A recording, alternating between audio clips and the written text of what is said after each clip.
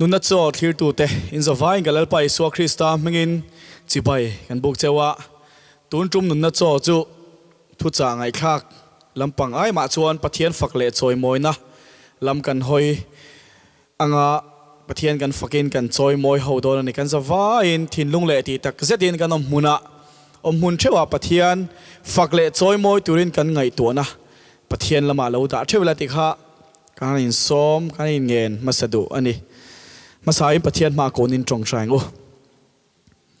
lalpa vonen lom thu kan thila che iming kan faka kan choi moi chalalpa hun tha min siam saka nangma fakle choi moi na hun tha min siam sakle vain lom thu kan thila che hallelujah amen lalpai chani lalpa nang chu ilam kan hoi ruala kan lam hoi ve ngal thin ilamaril rudik tak putu te chunga ichak zia tilang thin inia hallelujah lalpa tuna point kan vain ilam kan lo hoi lalpa i om puina kan changhala ni hallelujah amen unau tu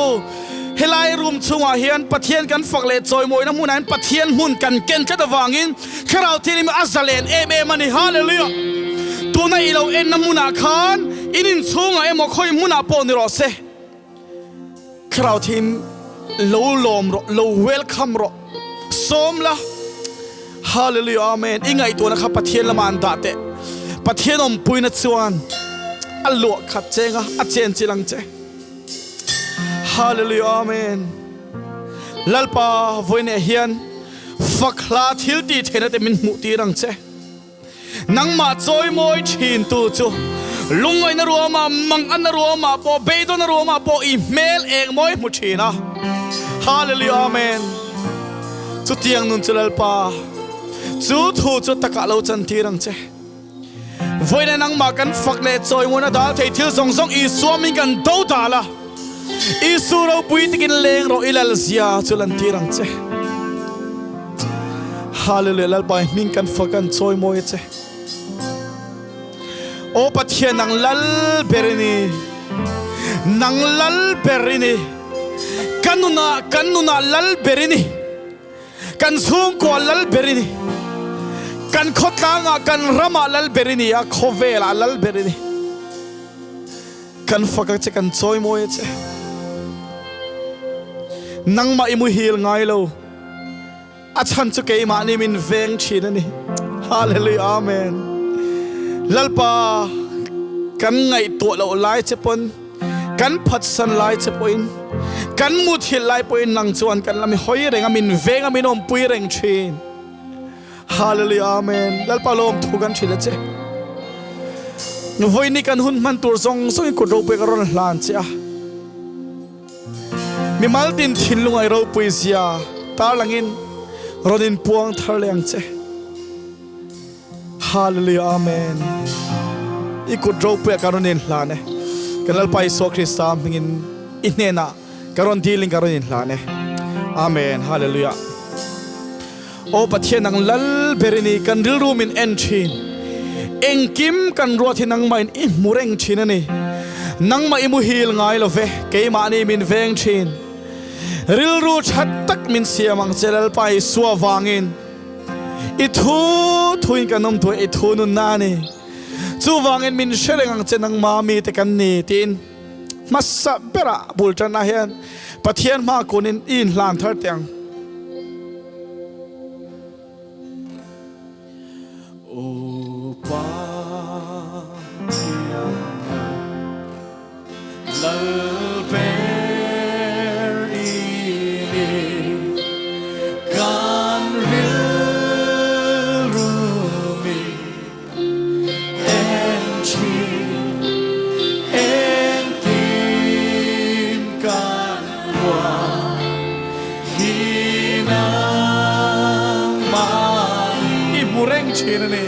hallelujah amen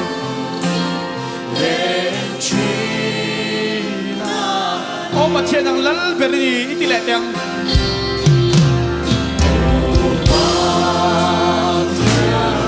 lalberini hallelujah lalberini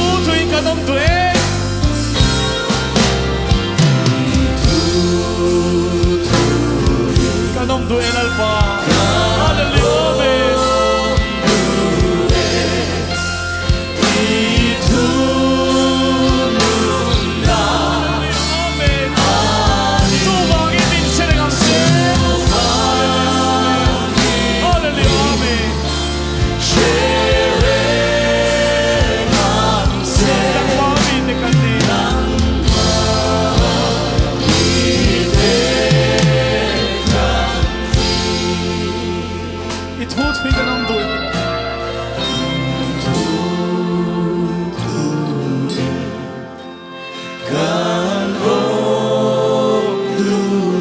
Itunod na ani. Hallelujah, amen. Suvangin min siya rin ang set. Suvangin min siya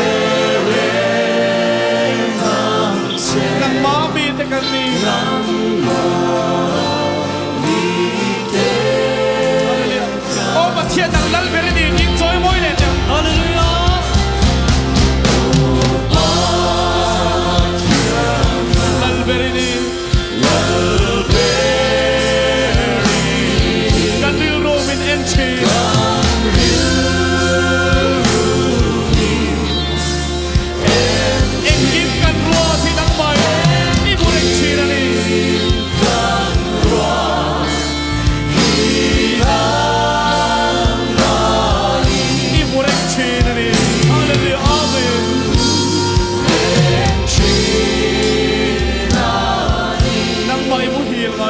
Lalpa'n.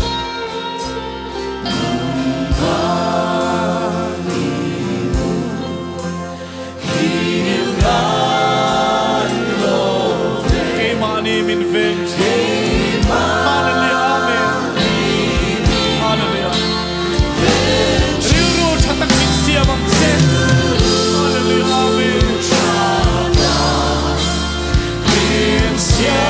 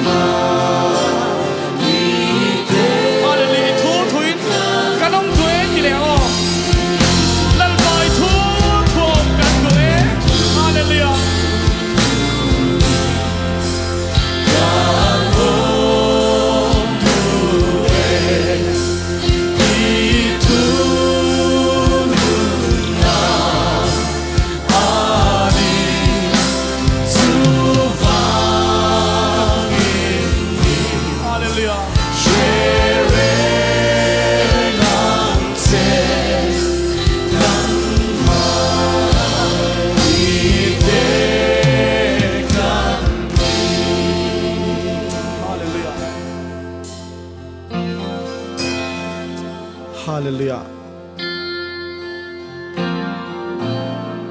Hallelujah, amen.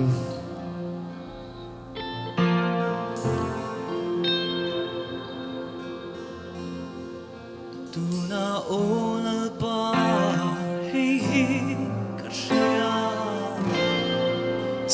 lom tuka shilse katlinlo. Hallelujah, amen. Nangin min pongin Amen. Minlaw dusi. minlo dusi. Hallelujah. Sual na zong zong dehi mi den sharing chimase Lalpa'n ang erot suali mi tingilsi imha ngoy na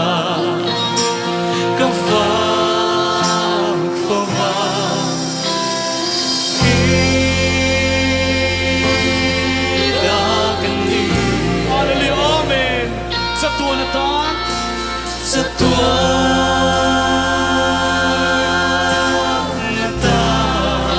Kathiam na finazongte.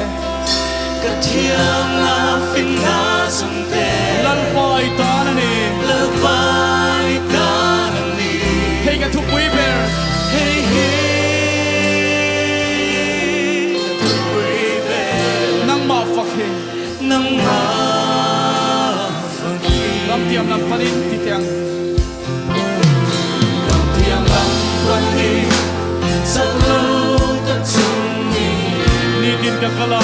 ni tin ka kala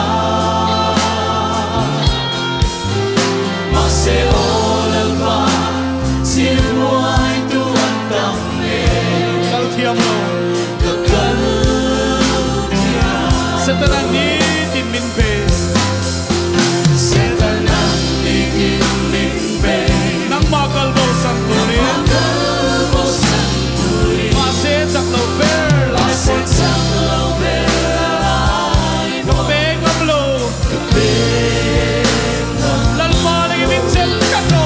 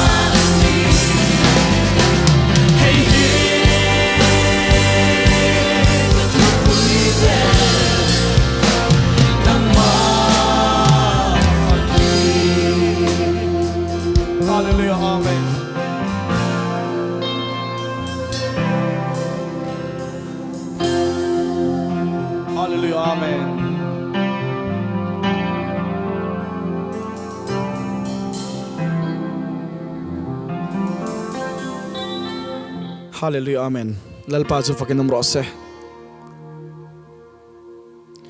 Pathian hi chani. Pathian hi chani. Lau ti top mai teu. Hallelujah. Pathian fakle choi moi na turatan Lawmna tur hlir alo ni si. Ti lakan sa ho lenga. Helai kan sa ho main. Tlema zong han soi bel zeu kan du a. Kanun ne na in me mawangin. hun pu marong bol tura karil ru ka ngai to na ka siam don tir khan ka ngai to na hi kalbing khop maya kamu thei lo wa zana katlai var za ka kamu thei lo pon lo a chuak ei lo shim shima a chan chu ka kong zo hi a sang hlak don ni vela makal thilo ni taila he kong ka thang to ni chuan dinglama emo about chan mo nung lampang a kal dor ang mai khan ka kong zo hi a sang hal don ni he wang hen ka ngai to na sa khom maya chan chu shom ka ti ber mai chu ifapa no pang ber ka nia in nga na chung te in nga na nu le pa te in nga na amingin ka ni vea ka nu le pa te u pa ve to ang renga chu ta kara an fa pa in nga na sat ka an en kol chawa kha an mani ta na phurit ni mai tura kan pen turte e iso wang hian ke ma mi malbi khi chu iso wangin re theite san te thi thleng poin eng ma ka thom noa ka lai chia nein boral don mai la poi ka ti lo ni ke chuan ka tuar theyang ma se shiom ka ti em ma chu ke ma wanga ke ma be se na nei tu te chung koin nga na ngoi ten an tuar ve zel tur ka ngai to te hian ka nu le pa te mel gan mitha shioman ti hian ka ring lu tu ka ni a chan chu rong an bol an phal lo ti na ni lovin an mani ti let sak ka lo tum ve na zong zong ka thi ani do na iswa nung ka zui chuan ka tur nga ka chana nga chung ta tan phurit ka ni nga entirnan kan chen da chu na ten thoka dikhan ei zon na ten ne ya na chang ka na thatak tak ten thoka nu le pa te tikhan an peleta chung te pon an fa pa an do ta an ngai sang an chuanga khatiang ha ke chu ka ni don lo ne chan chu chung te ka ti hek do na mamo kala manga upato ka ngai to dam pe chon an lo tar tonga kanu ka pa ti ka dil reng te khan ngai do na ni angai to tura tam khom mai khang zong zong kha ka ngai to ti ra khan ma se apoi lo Pathian min ko na ni chon chung zong zong chu ka kal sanang ka sung te chu Lalpa'n ngai to ka ngai to turan hle nem tin Pathian hina ka in hlana tora chana thom no ha ka lai nen chia boral tur hier khang ge ngai chu tiang ru pu chuan du khan na ka siam ta he kong hi ka zong full time en ong ka bolang khovel thil zong zoi ka kal sanang tin Pathian hina ka in hlana ni ti chuan chu kong chu kan zo chhota ka zo ngai lo kong kha ka zo chhota ma se amak ka ti Pathian he van thatak em kalalpa nung zui tur hian chan na emo ka ti chena ni mi te ngaya lo chamna lo khenin katana nung zui hi chan na emo ka lo ti thina ni ma sela Iswa Krista wangin chan na lo ni lo reng hlok na lo ni lalpa chu fakin amro se nia lungai chang te room chang chu ka nga ve thina ni ma sela Amah ne na kanin pol chuan Iswa nen chuan dam chung ka to apiang Lawmna tur hlir khalo ni lalpa chu fakin amro se Iswa nung ka zui ni hi full time hun pumarong ka bol nei kum tam takala ni lo ni ni ma sa hai mi chung lek point Pathian ropui nei ka munna sa to lu tuka karin le ka be seng khalo ni lo reng Pathian hian min lo ngai to ka ti mai mo Eliza po kha anrama trama ta ni ma sela kerit lui roma Lalpa'n ako na muna lui roma anda chia chu Pathian ngai to saka engkim Pathian min ko na kan local mai hian Lalpa'n min lo ngai to thina lo ni lalpa chu fakan ro se chu wa jon helai ka du em mani har san mang an boy na ten ka kong min chim boy line meeting ya beiton na lo khenin mo mi te chuan beiton na le he kong hi khan lo tur kong he ai chuan nu le pa dam tak po hian kan fa ti hun pu marong bola te chhuat ti rai chuan engamo na sang deuh thok se za om deuh se khatin lak lu te nei sen du zo kang mi te ngai chuan he kong he beiton na kong ani ma selamo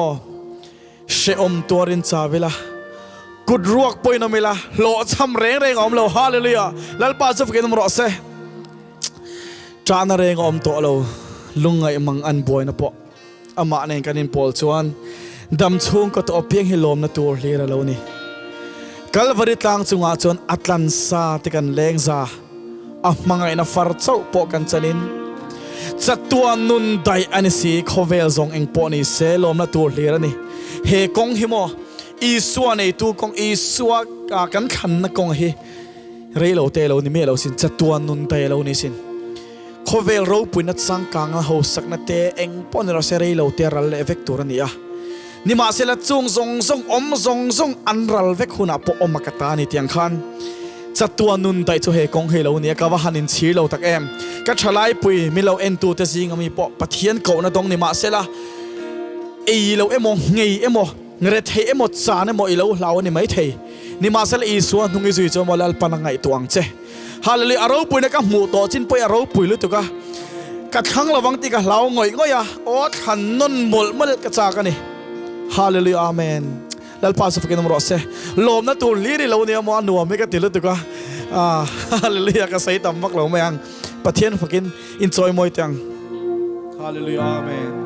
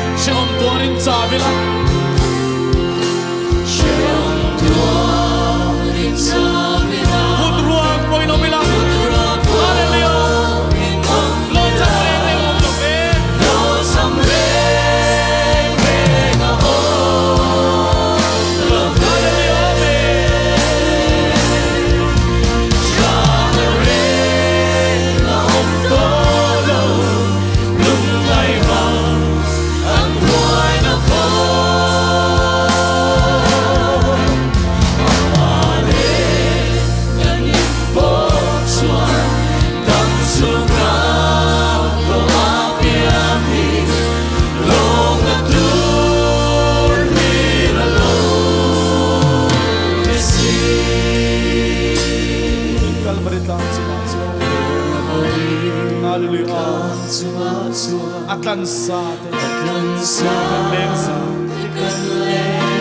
mga ina farsa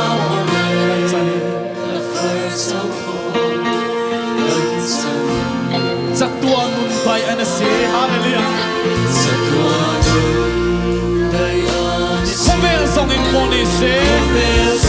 hallelujah Lawmna tu hlir lo ni si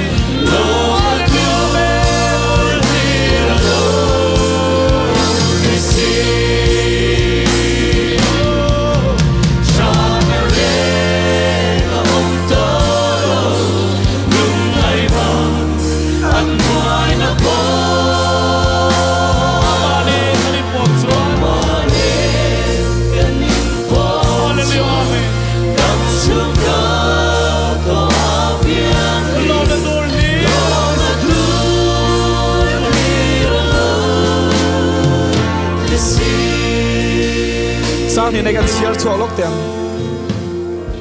har sat mang an boy na ten ka kong min chim boy line mi te ngaya beidon na lo khenin mi te ngai chon beidon na ni tro she om turin chawila hallelujah hallelujah kod ruak point omela lo cham reng reng om lo hallelujah amen Hasan mangan buwan natin ititiyang. Harsapang an buhay natin, Kagungin si buhay lai, Di tengay abay dong na, Bawrhsawmte. Siya turin sa bila. Siyang turin sa bila, Budluak po ino bila. Budluak po inong Lord sa rene om labe. Lord sa reng, reng ako, love. Siya na rin ang tulong, nung ay man, ang buhay na ko. Amah rin, kanin po sa siyan ko apya. Lawmna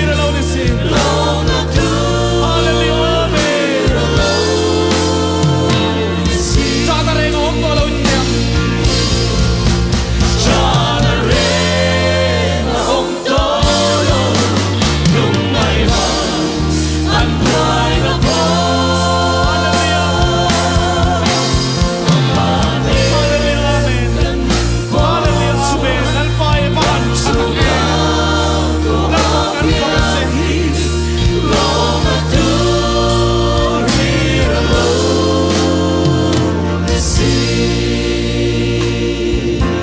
Hallelujah, amen. Una do Pathian hi achasin.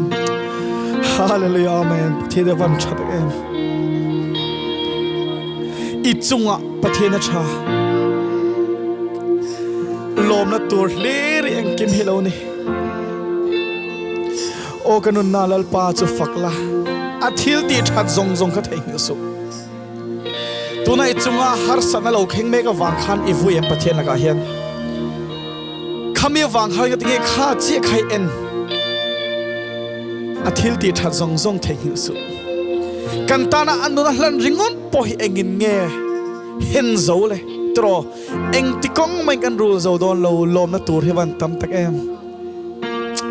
Hallelujah, amen. Hallelujah, amen.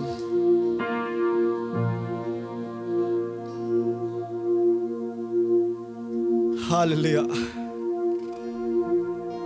Lo mahlim zai lo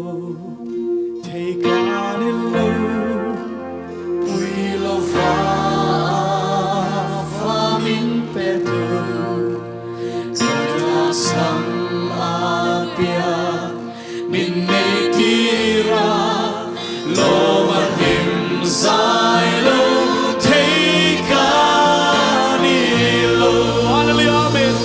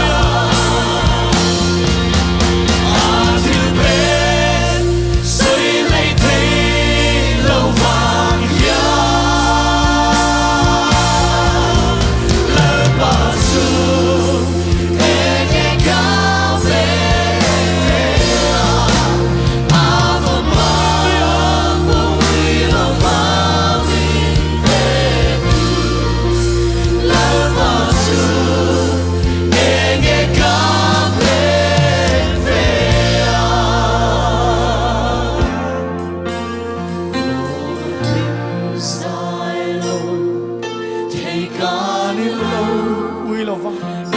afama min petun katak samapia min nei tira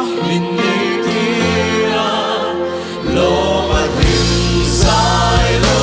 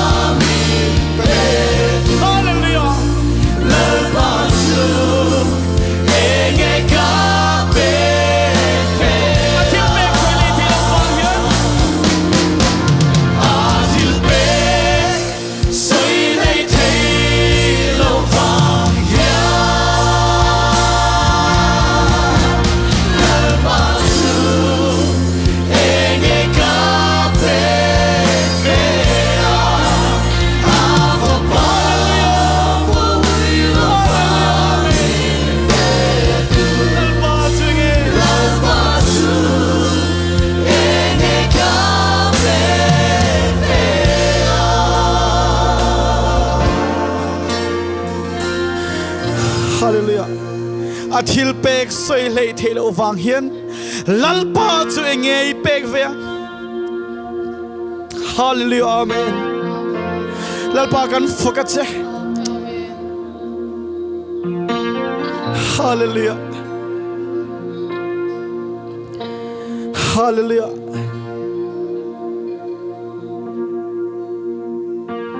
athil pek soi lei thelo wang hian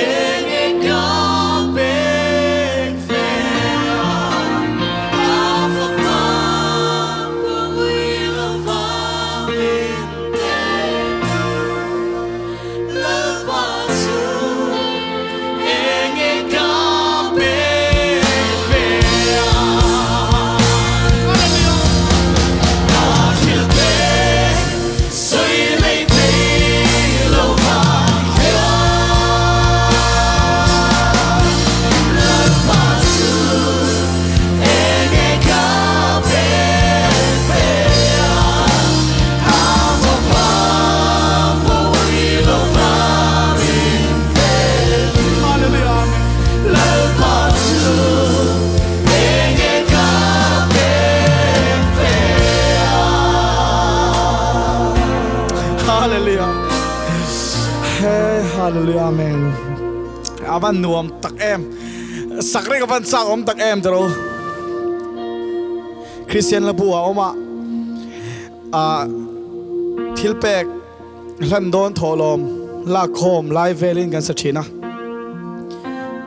tholom an thopa hanarem chang rewa ma se molal pa hian mo tholom kan tho paisa tam takan pek hi adu lawani lawa chung zong aya du chu keima ani hi kanin hlan chu thilpe ka ke mani kan nun pum kanin hlan ni Lalpa'n du berani chu wang chuan lalpa hi nge i pek veang inun khapela alungoi tok alom tok ani chu wi wang chuan thilpek tholom paisa pek lo tur ka tilo inun adu bera kan nun pum pui kan hlan hian min tor chan kan tana anuna hlan chan hi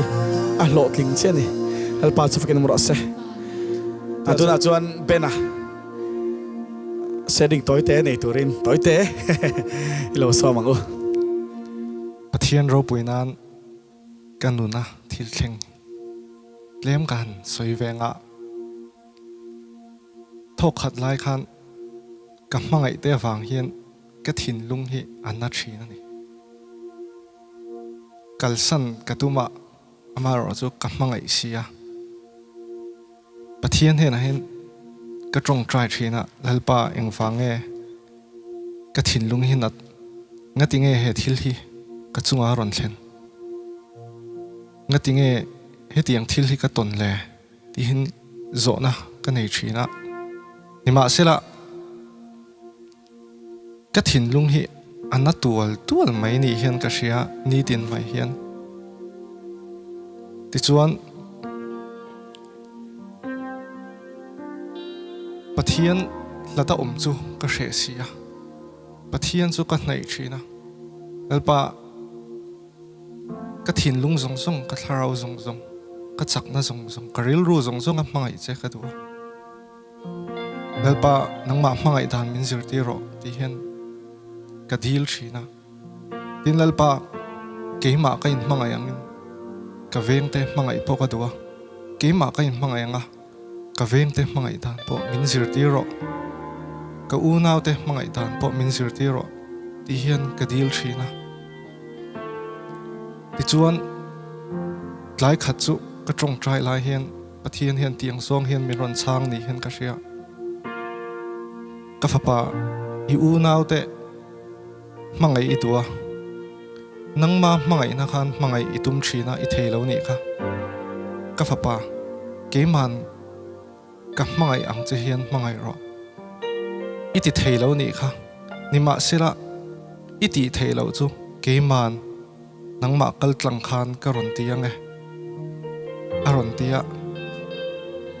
chu ta chuan kain hlana lalpa kema chaknain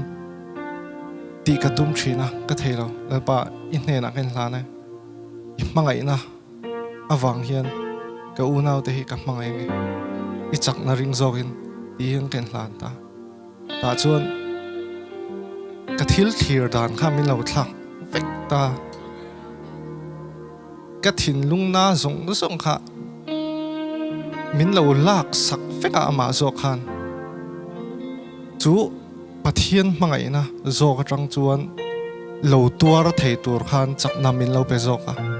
korin thong khat bung som pathuma Pathian mangai na soeng khan mangai na chuan atuar shama engkima ringa engkima beisea engkima tuar chuak thina ni ti kha min ron shil fiata ka fapa tuar sham ro he ka mangai na manghin I tuar chuak ngiang ti hian min ron shil fiata ta chung kalom ma alpa kalome tun huwa chuan kema chakna ni to lawin kema thil ti theina ni lawin I Thlarau thiang hlim zok in le alpa I Thlarau thiang hlim zok hian ka unaw te ka mangai tong lom chungin I rong ka bol tong tin kain hlan ta chuan Lalpa'n min ron siam thar le a hetiang ang thinlung pu hetiang ang thinlung na in lo om ve ni chuan Lalpa'n hena in hlan ula Lalpa keima chakna ni lawin keima thil ti theina ni hek lovin I Thlarau thiang hlim zoka unaw te mangai hi min zirti rang che tin loin hlan ula Lalpa hian apui du cheu ni Lalpa in ti sak cheu adu ni ti kha kan soi du ne kalome Lalpa ropui ro se amen Hallelujah Pathian van chatak emo Lalpa zo vakin moro se bena kha Pathian thuina ne a Pathian thuina kal tlanga a eirala anu na po alang reng ani asoi kha atakin kan sia ni Lalpa zo vakin moro se Lawmna tlang ti hla mangin Pathian enjoy moi le tiang Lalpa'n nangin min siya kanun sual zonne kahun min chuan thiên xia nam ne min xia reng nei katana vanue sao cha ông chimase Lalpa ka suyang se kalang le ka Pathian om reng lo ni e Kalale ka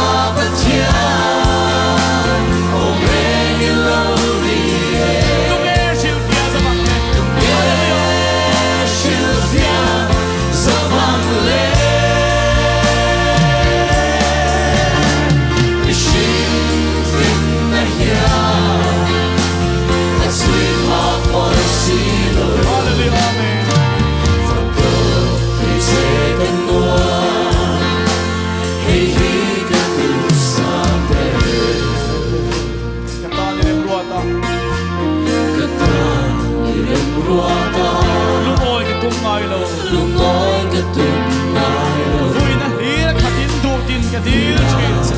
ra khatin du tin ka dil chin se du tin ka dir chin se ma se ngin min sia ma se angin min sia lo zau min pe hallelujah ma mo zau min pe lo na tang tho veng bo lo min him dil chin ta ko ve hallelujah bo ra min dir chin hallelujah la la le ka Pathian o reng lo ni e tu nghe shim bia sa vak le Chiều phía giờ vang lên để xin phiền mẹ nhà thật suy hoa một xì lù và tôi bây giờ cần qua để đi cả đủ xa bên hallelujah sang tu le ka tu ở xa ăn quay na she om na ten min bo sẽ ôm lên tên mình vô dam chung kho sa um kham wa có sắc lung khai ka rong fo vang in ca rung phao chi lung ngai ko min lung ai ca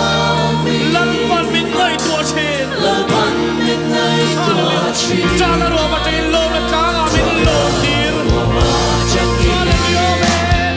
lo na tlang a min lo tir amen hallelujah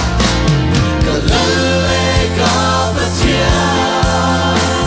o pe ni lo ni e tu nghe shil bia sa vak le chiều phía giờ vang lên xin phiền mẹ nhà suy hoa một xì lù Phật độ vì sẽ cần qua để đi cả từ xa bên sang thum nei ka van du tak en ka phu ani se ka te khop mai he thai a thu he kan nun ne rin me lo tu ka ti le lok teng hỡi sân mang ăn buổi na sẽ ông đã tên mình bồ đâm sâu có sắc lung khăn vang in ca ru phao chi ngai ko min ai cao mi Lalpa'n min ngai tua chen Lalpa'n hallelujah tua chi cha na ro ma tang in lo na tlang a min lo tir hallelujah men lo na tlang a min lo tir lale ca Pathian o reng lo ni e tu nghe shil bia sa vak le chiều phía giờ vang lên xin phiền mẹ nhà suy hoa một xì lù Phật độ vì sẽ cần qua amen hallelujah amen kalal le ka Pathian teng lale ca Pathian o reng lo ni e tu nghe chiều phía giờ vang lên xin phiền mẹ nhà suy hoa một xì lù Phật độ vì sẽ cần qua để đi gần xa bên ka ta ni rem ro ta lungoi ka tum ngai lo ti le teng em rua ta lungoi ka tum ngai lo ôi cái tung ngai lo vui na hlir khatin vì na bị ra khát tin du tin ka dil chin se tu tin cả địa chín xe ma se nang in min sia hallelujah in mình chia ka ma mo zau min pe ma một dấu mình về lungoi na tang tho veng bo ruang min hip ti chin amen hallelujah hallelujah hallelujah kalal le ka Pathian om reng lo ni e cái lale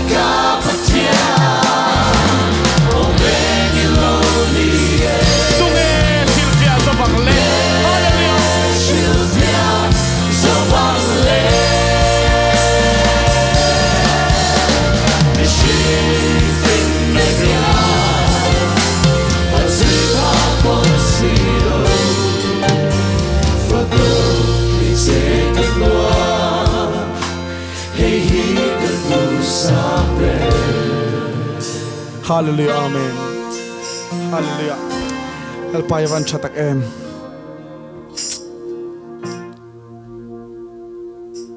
Hallelujah, amen. Lalpa yavan chatak em.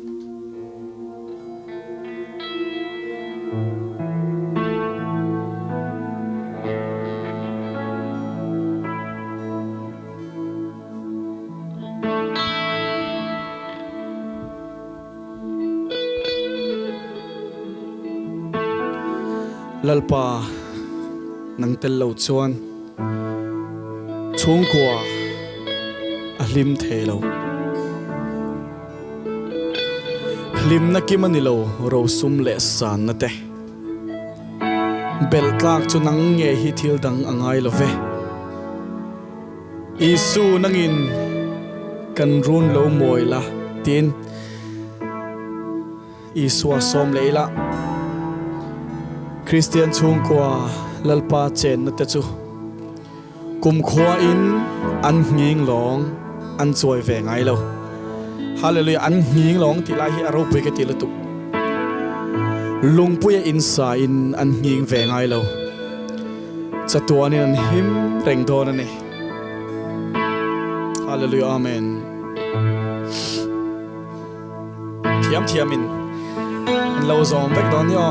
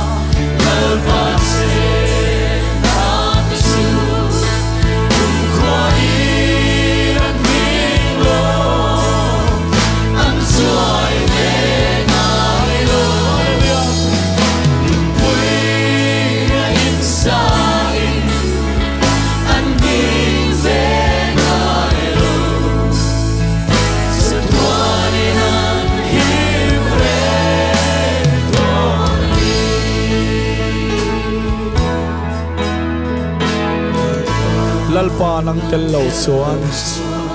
chung kwa a hlim thelo Hlimna kimanilo ro sum le san na te bel ka chenang nge thil dang angai lo Isoi so mango Isu nang ikan run lo boila Hallelujah Hallelujah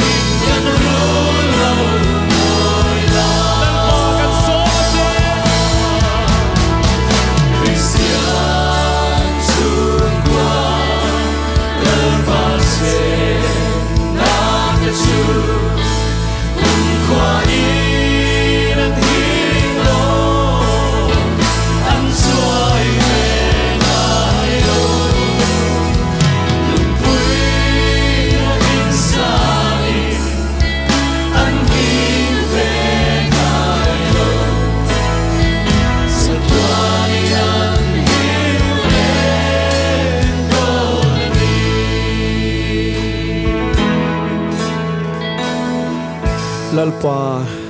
nang tel lo chuan chung kwa lim thei lo Hlimna ki mani lo ro sum le sanate bel tlang chu nang nge hi hallelujah thil dang ngai lo ve thil dang ngai lo hallelujah Isu nang in kan run lo moi la tin kan za vai Isu ai som te ngo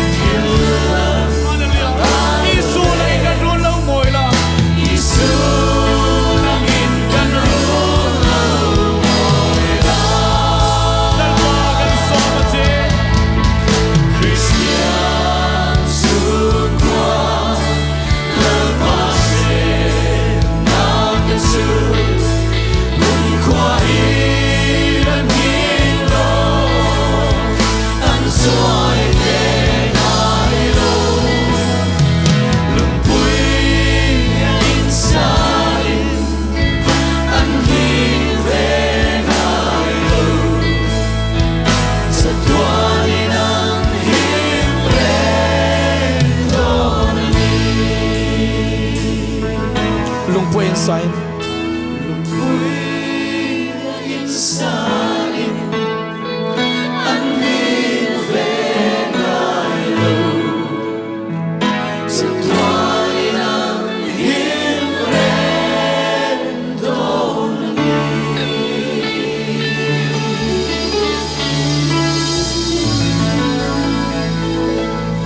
Amen hallelujah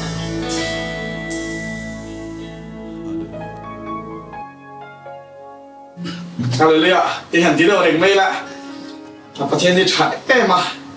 เฮลัยมุนะอาการชูเวทีหรือว่าที่กะโหลกแม่มาตัวป่าจะฝึกกันหมดเสียตรงคำนี้ครับ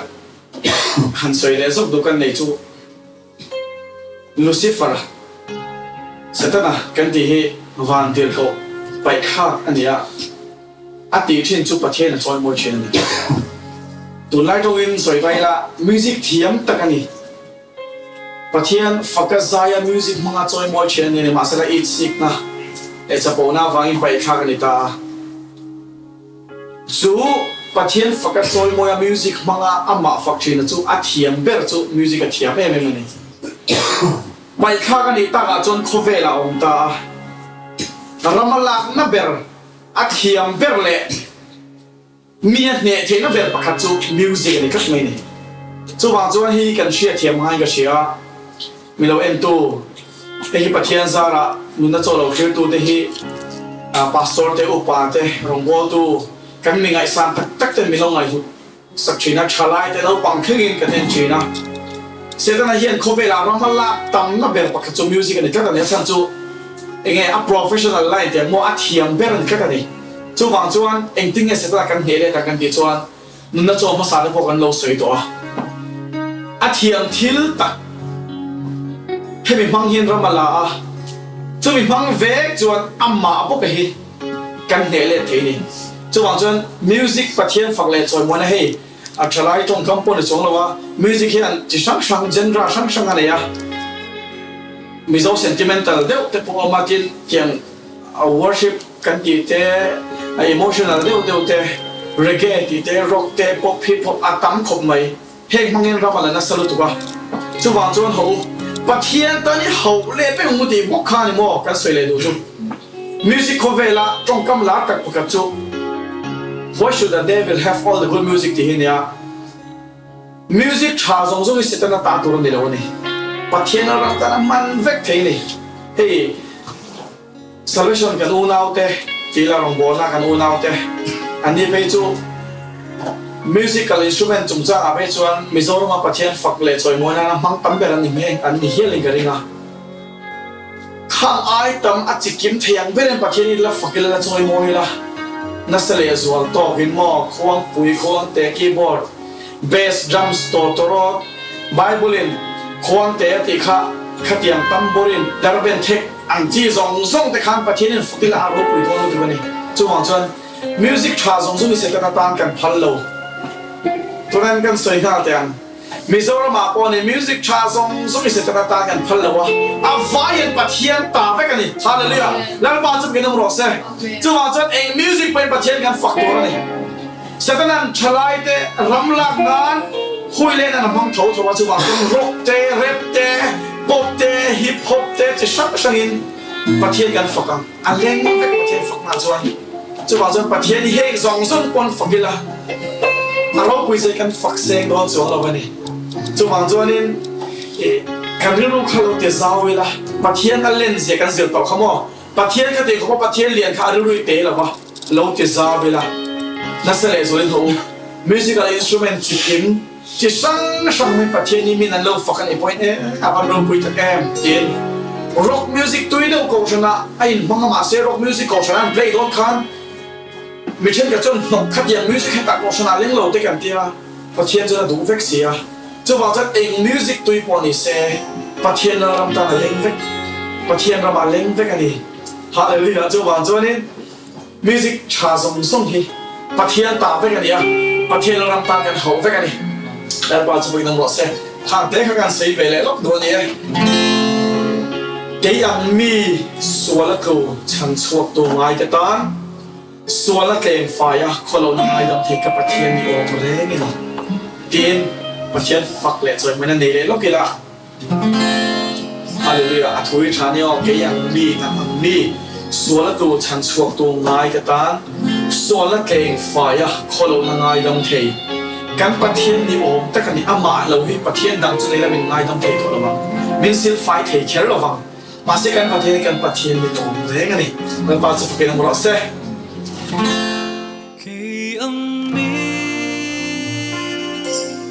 ส่วนลูฉันชวกดูง่ายแต่ตาส่วนนาเล่งไฟคนลูนาง่ายดงเทกับประเทศนี้อ่อนแรงดีนะสิกี่อังมีส่วนตัวฉันชวกตัวง่ายแต่ตาส่วนนาเพลงไฟเขานาง่ายดังเทกับประเทศนี้อ่อนแรงดีสิ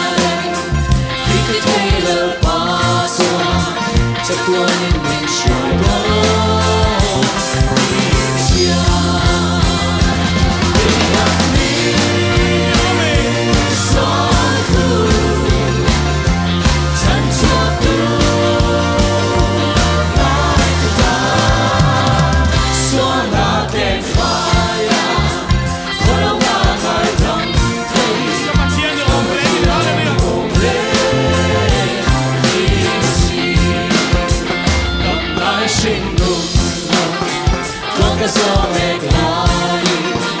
có chiếc mệt sâu xa để ông mà sẽ sắc lâu cái chia em kim cái thế lời qua xoan chắc tôi mình trôi đó đi cái chia cây ăn đi xoan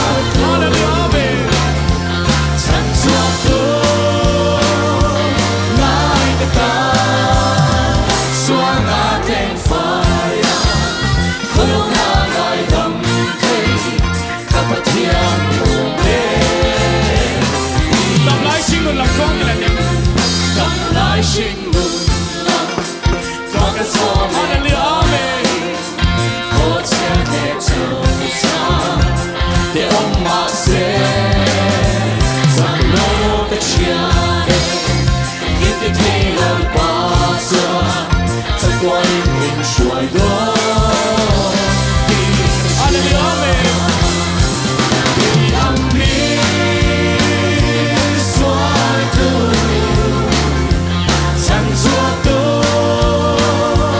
ngai takah xua na keng phai không lâu na mai cầm thấy các Pathian nhiều rê cái ăn mi tiếng o cái ăn mi xóa tu chẳng chúa tôi ngai takah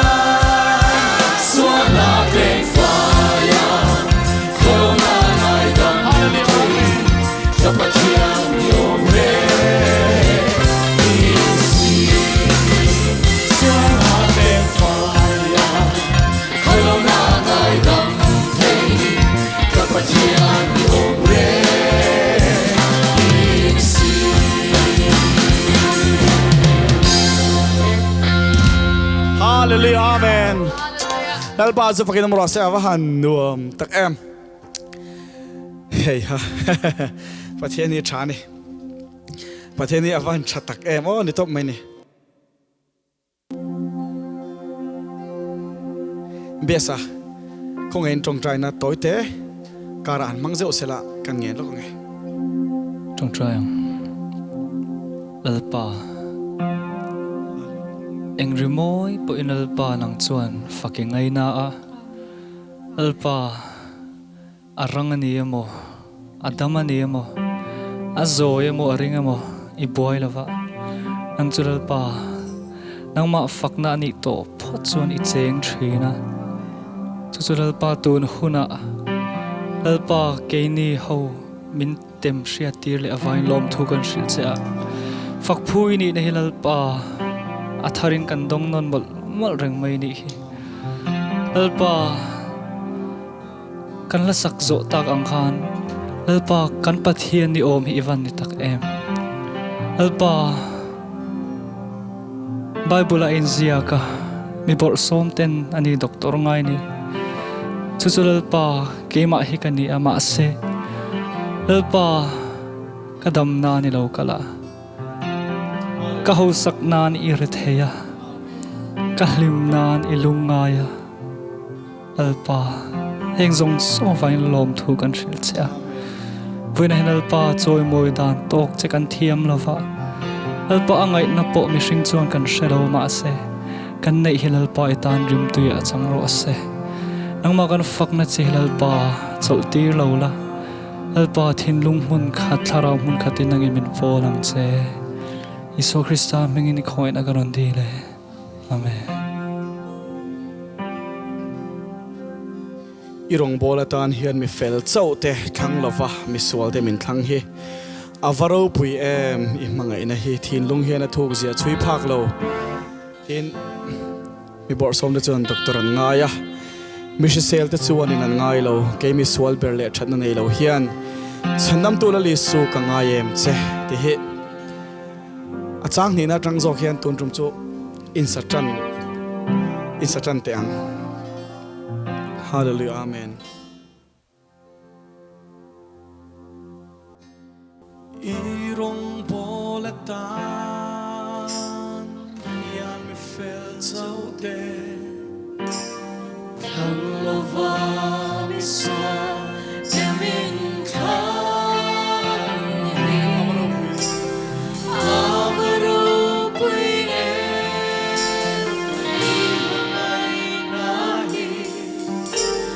thinlung hian thukzet chui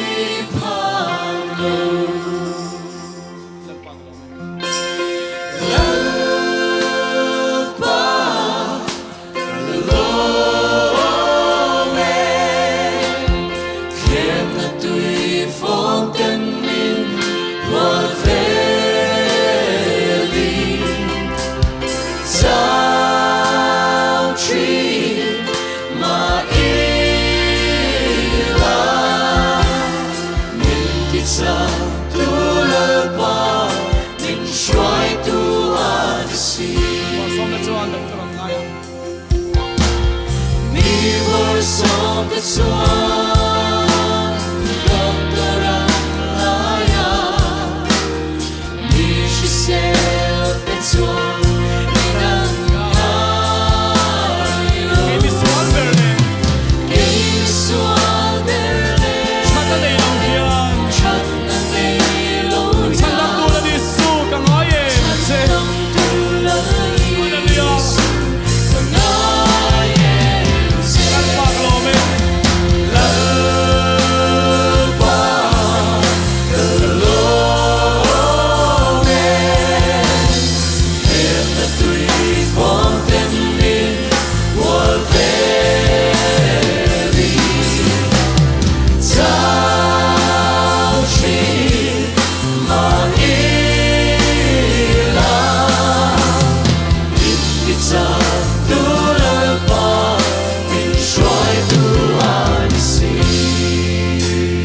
bawlhhlawh hian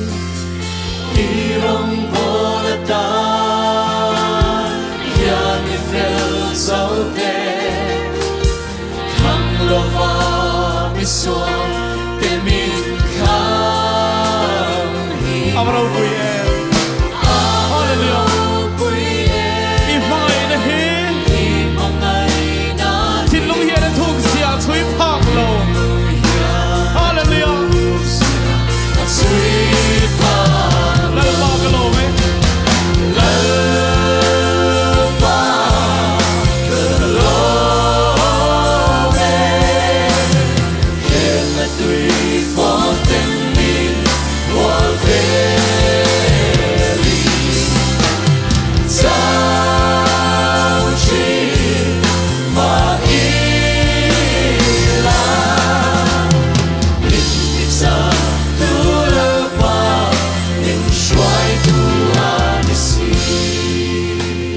Chian na dele mual pho na thengin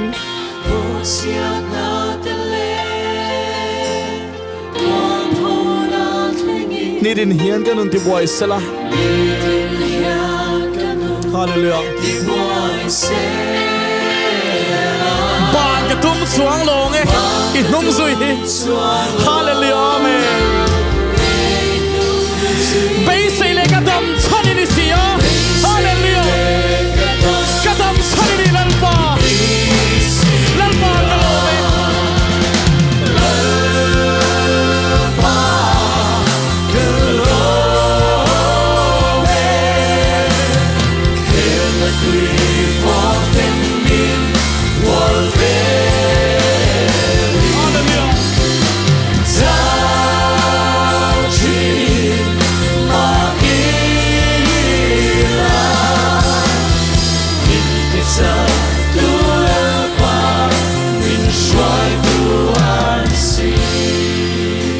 chiat na tele tiang bo chiat na tele mual pho na khengin ni din hian kan un ti boy sela Hallelujah ban ka tum chuang long I nung zui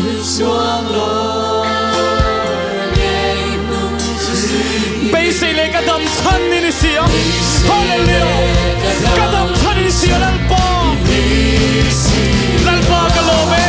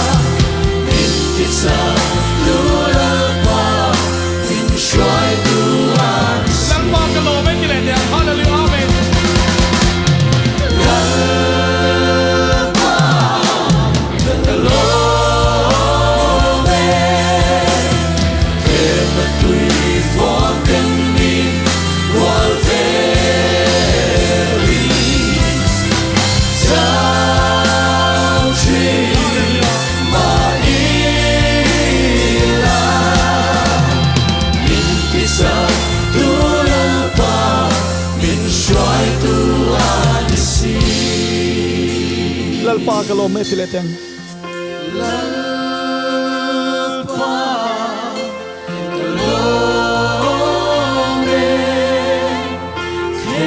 tui phong tên mình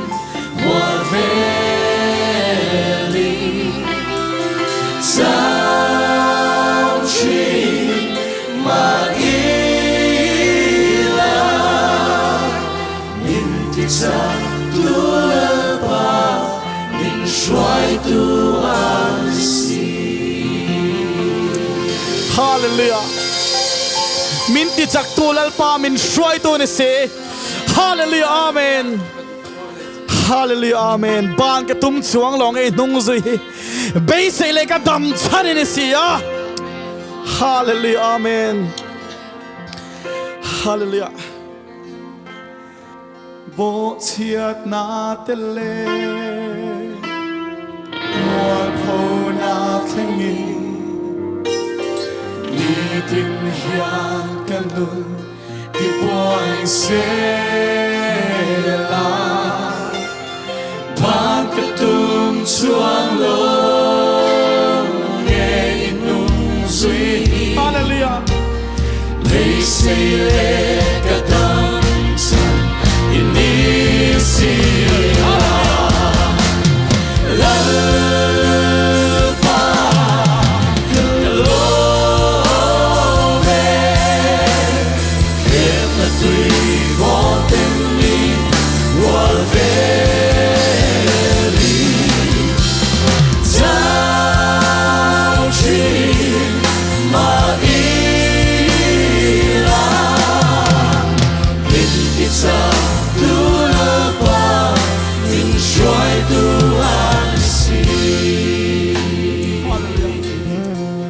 Hallelujah amen Pathian fakhi a khamawan har tak em Hallelujah min ti chak tu Lalpa min shwai tu ni si Lalpa zu fakhi nam rase Hallelujah tuna chuan ma feli aril ruwa soi tu Lalpa'n atiang te a ser duang te ser na hun kan penga akuta hun om rase chuanin aton le kan saktur te po aril rola nangang lo ni sela akuta kan hlane Hallelujah amen Lalpa chu fakin numero se tu nang huna hey Pathian fak na hun cha min buat Pathian min buat se sakhi alom katia voinia po hey Pathian ni ya chung in khom te in lo man ka renga in chung kwa in hey kan na huna po Pathian Thlarau azalen mema nuama Pathian faka nuama korin thon ni bung thum chang som pasaria chuan Lalpa Thlarau na pianga zalen na china tia helai huna po Lalpa kan faka anuama zalena kan hlim mani sam zana claim take a share do win hian sam zana chuanin lom thu soi chungin a kawng khara chuan ludula fak chungin a biak in hung chung kot laya chuan ludra uti ni chu lo in zot ula mun zalen le mun nuam in chung nuam le zalen hi engangi lo te in chung nuam le zalen hi a chung bung ra a changkang man to a kan te ni chuanin kan te diklo fo mai the ni in chung nuam le zalen chu Lalpa fak na le Lalpa ne na lom thu soi na rik na hmuna piak hi in chung nuam le zalen na lo ni china voina lo hlir tu zong po kasom thar le du sewa in chung kwa in Lalpa fak le choi moi na lo war thar le ula Lalpa ne na lom thu soi na lo war thar le ula voini hian chu mun chu zalen na hmuna lo ni china mi lungai te beidong ten Lalpa'n china ni Hallelujah amen sam zana hi ka dulu tuka lom thu soi chungin a kawng khara chuan lut ula fak chungin a biak in hung chung kot lai a chuan lut uti biak in hung chung ran te biak in a chuan Lalpa kan fak china kan zai china sarmon te kan ngai thla china anuam kan te ma se tuna hianin he biak ina kan in khom lo na rei to nei chu biak in ang buk kha in kha biak in ang buk mun kha in kha isiam the ni chu wang chuan in chunga nge kha lalpa fakna lalpa ne la lom thu soina kha lo rinon na sale se ti ha karon som du chewa cholni Pathian ni masa Nunna Chaw halo hlir chuan in shevek anga kan worship leader deputy speaker khanin mangai na makber ti thu aron soya ket thinlung hi ne lu tu ni chumo he khovela hianin kan lo pianga pian chan kan neya Pathian min din chan oma thil hey kan hlut ziate tiro kan hlut ziate kan ron shenon le ni chu kan ti turte Pathian in thil chhati atan Krista iso chuan siam omin ti aron soya thil chhati turin Pathian in min siam beka voini hianin Pathian in min siam na pakhat mo kan zawaya kan len na pakhat ron soile ka duwa Pathian in min siam na pakhat qualification po ngai lo mo thiam na po ngai lo voina in ma aron thu te hi min enula zai thiam po kanom lawa Mizoram lar khopa zai thiam po kanom lawa music thiam po kanom lo ni chu tiang khopa qualification po ngai lo chumo kan zawa in Pathian in min pe a Pathian fakle choi moi na hi min pe chumi Pathian fakle choi moi theina hi min pe veka chu Pathian in min siam chan chu Amah ne na leng dun turte Amah fakle choi moi turin min siam ani chu voini hianin thiam lo bik anga lo in ngai thin te po kha he hmuna hi chuan Pathian fakle choi moi nei chu in leng veka idom na hmuna hanin in lo fak venga in thei to pa in lo fak na kha Pathian in adu ber chu ne Pathian in qualification Bible a aron ziat om chun chu Johanna bungli a khanin na in ziaga Johanna bungli changli a kan cher lo ka nga min lo shathiam lo la Bible hi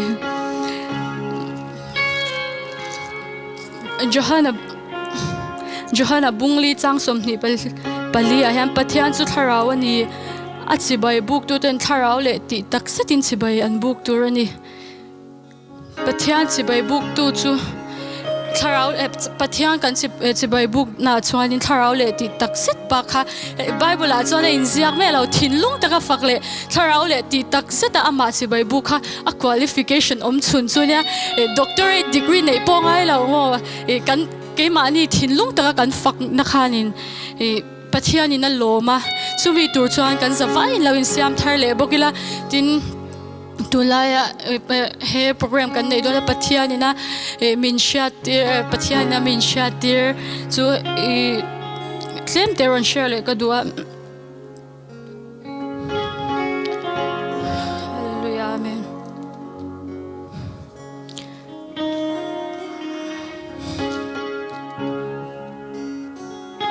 Johanna bung som chang som hi kan lo chher le lo kanga ruk mang chu rutur le tihlum tur le ti chetur lo chuan lo kal lo ke zong nun an nei nan tam taka an nei nan lo kal kan ni hati ni chumo tun lai hianin nei biakina te kanin khom theilawa Pathian kan fak hau theilo ni chu setana hian man ra ron manga Pathian fak chin Pathian choi moi chin mi tam tak ha hey suala te mo nun beidon na te alo shwai lu to ni chu voini hanin kan zawai lo in siam thar lela lo in zo chang lela ruk mangina min lo ruk sak to zong setana min lo ruk sak to zong Amah kan fak theina te Amah thinlung taka kan soi moya kan fak theina min lo ruk sak to zong kha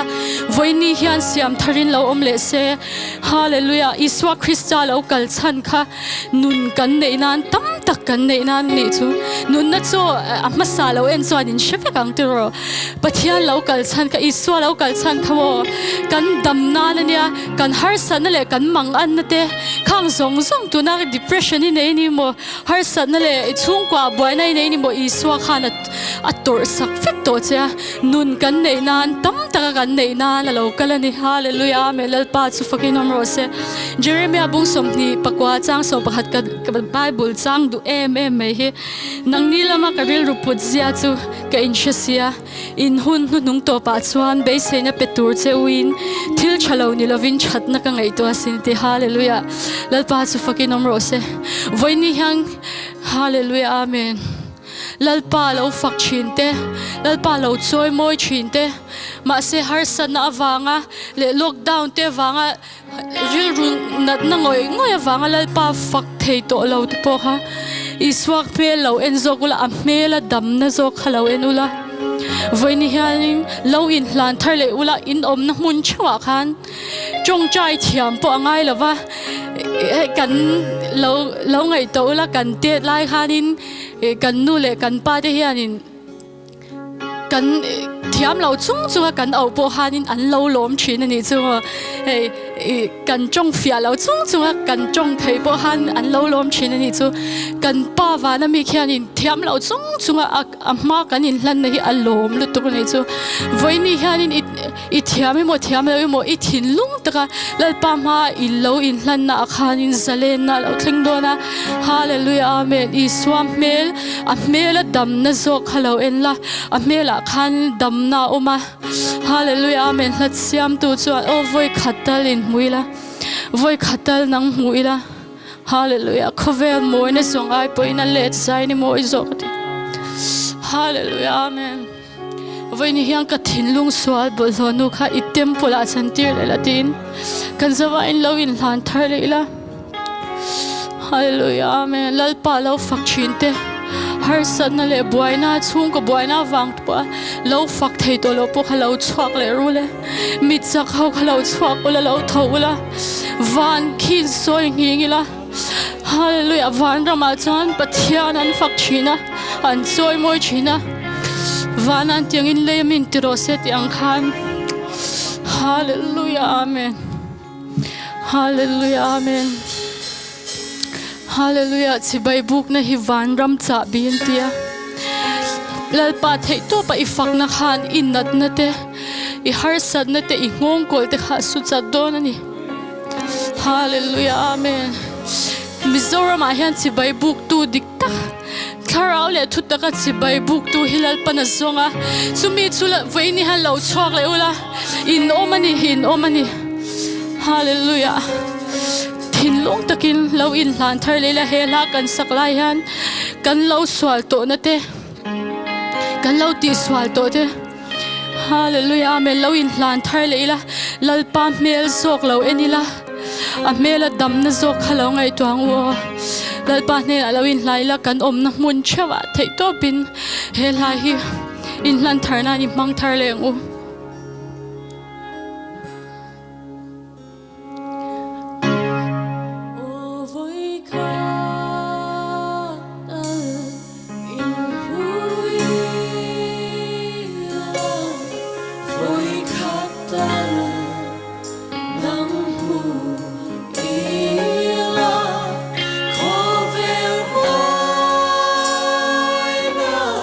Sống ai bỏ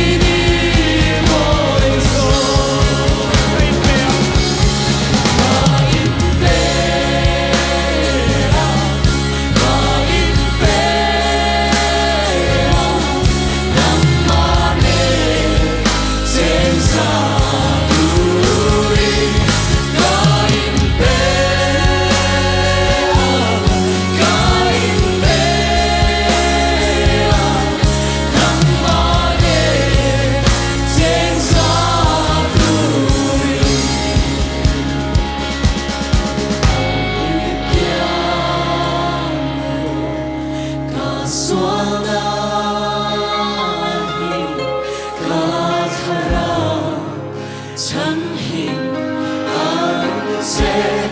kaning to thím mà lâu lên lâu lên rồi và lên rồi con đi tiếng rồi đi lên nha ôi tìm kia ta sual đi ta Thlarau san hian ang sẽ kaning to thím mà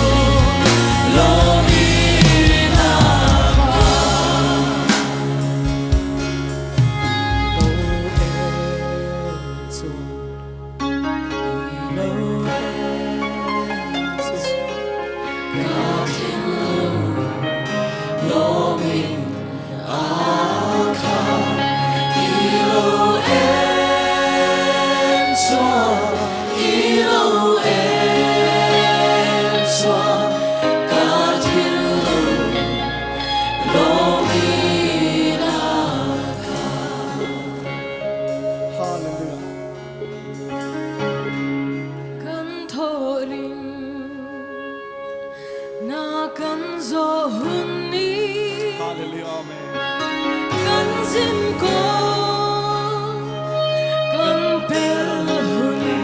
Hallelujah. Anin min lo mga rama chuan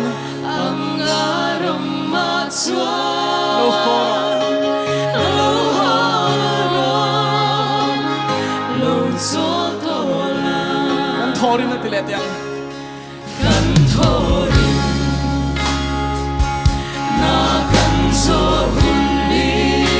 kan sin kawng kan pel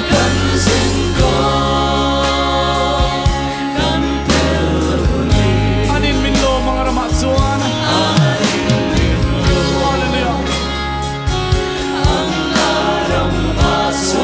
lo hora lo choto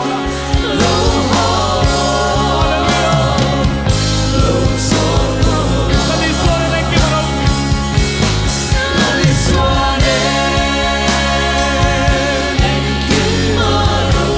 amen hallelujah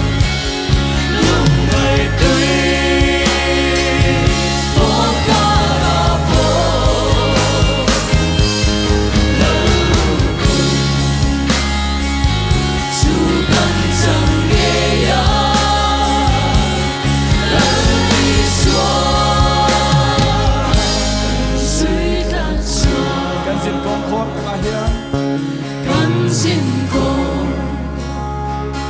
khawhar takah hian khawhar takah hian har sakna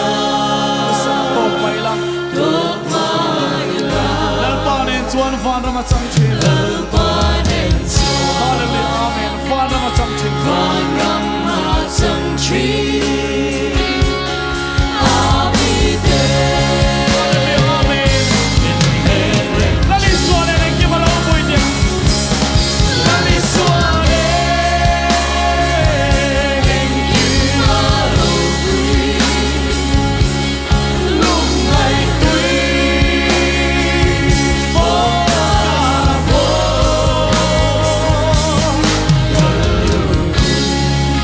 hallelujah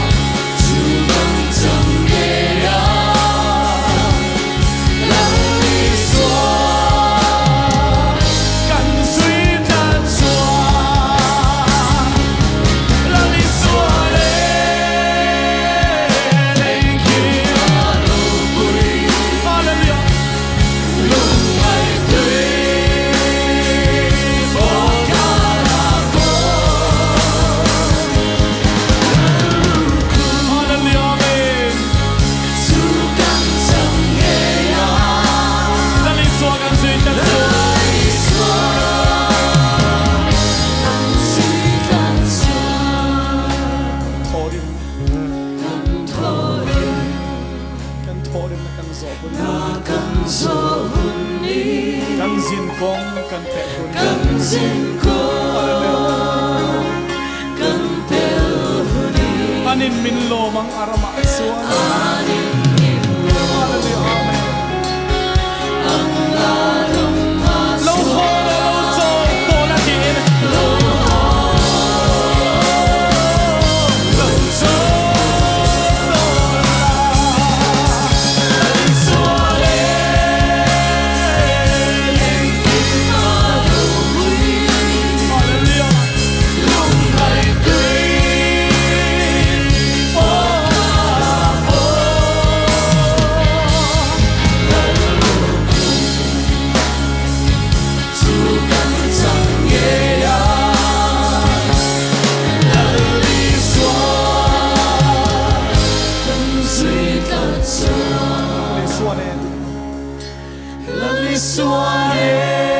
Suanen en kim ropui lung ngai tui phong karabo lalu sukan sangeya lali sua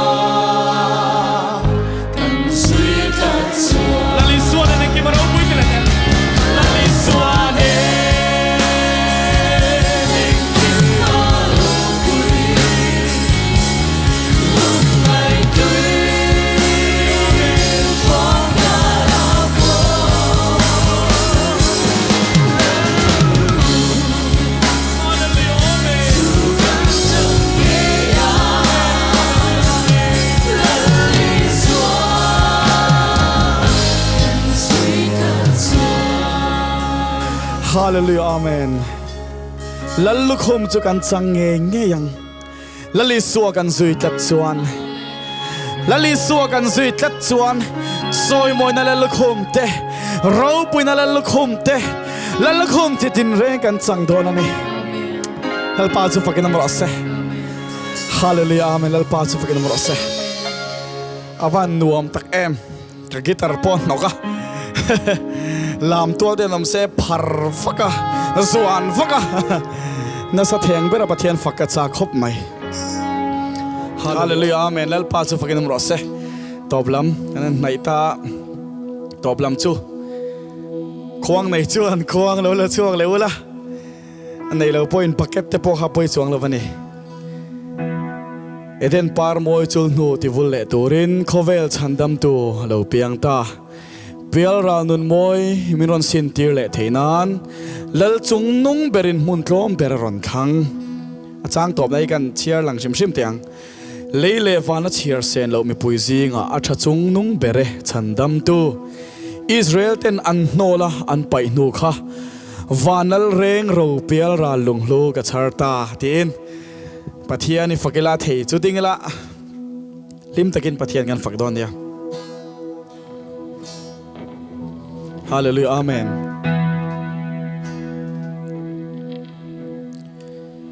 Eden par moi chu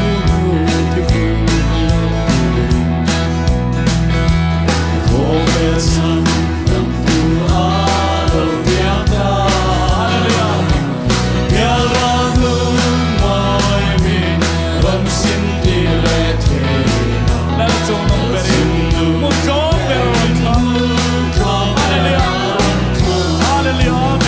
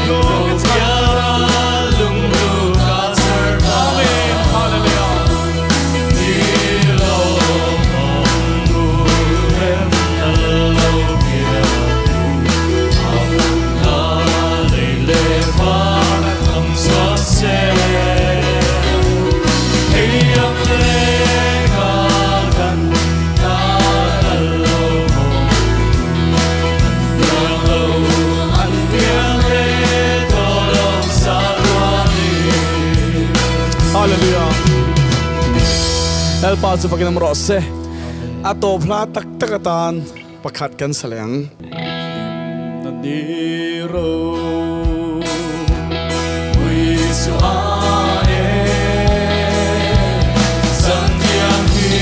go ro adia ni besem dai anna amin sual imanu aleave asunu sunumbe ropui leya hian rumwai lemse hallelujah lemse hallelujah amen na Lawmna hallelujah Lawmna vale khovelal berani vale khovelal berani leya lalindo masela leya lalindo masela aram mala zauzela atum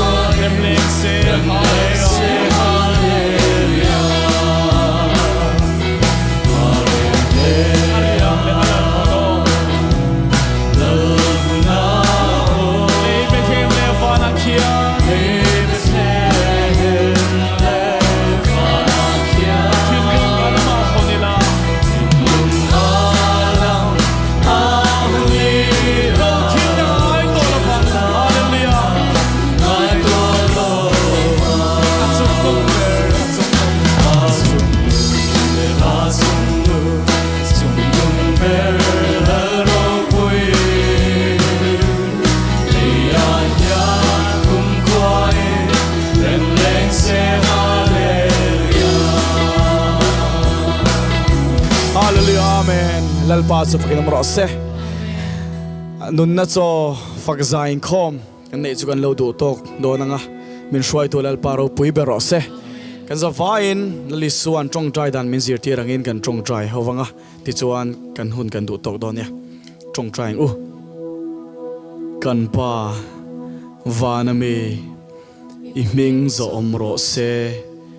iram lo kheng ro se idu zong vana anti angin leamin ti ro se ni tin kan e khopin cho min peng che kan chunga thil ti sual tu te kan ngai dam angin nang point kan thil ti sual ngai dam ang che sual tur khem na min shwai lu chuang che